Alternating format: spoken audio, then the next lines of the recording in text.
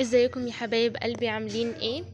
اهلا بيكم في قناة لقمة هنية. هنعمل النهاردة بقى وصفة لذيذة وجميلة قوي، واكلة مصرية اصيلة يعني، وجميلة جدا وكلنا بنحبها، وحاجة كده جميلة جدا. زي ما شفتوا كده هنعمل كشري مصري بالدقة. ايوه، كشري مصري زي ما سمعتوا كده. اول حاجة بقى طبعا هنسلق العدس. تمام اهو، بصوا حطيته يتسلق نص سلقة كده، وبعدين بقى غسلت الرز وصفيته.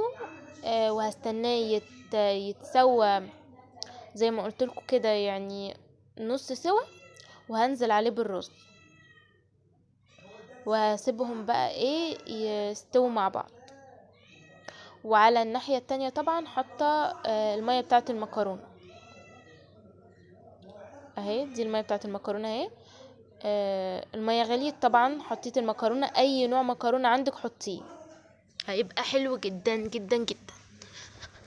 اهو بصوا زي ما انتوا شايفين كده، انا حطيت اسباجيتي وحطيت مكرونه قلم وحطيت مكرونه مرمريه صغيره. اهو بصوا،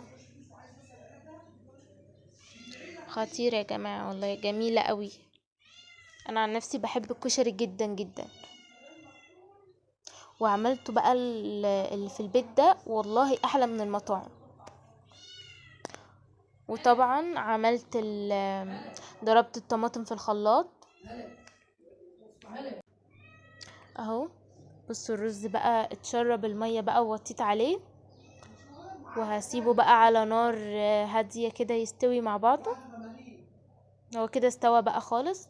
كنت بوريكي بصوا ازاي مش لازق تحت، ومن غير ولا نقطة زيت، ومن غير اي حاجة خالص.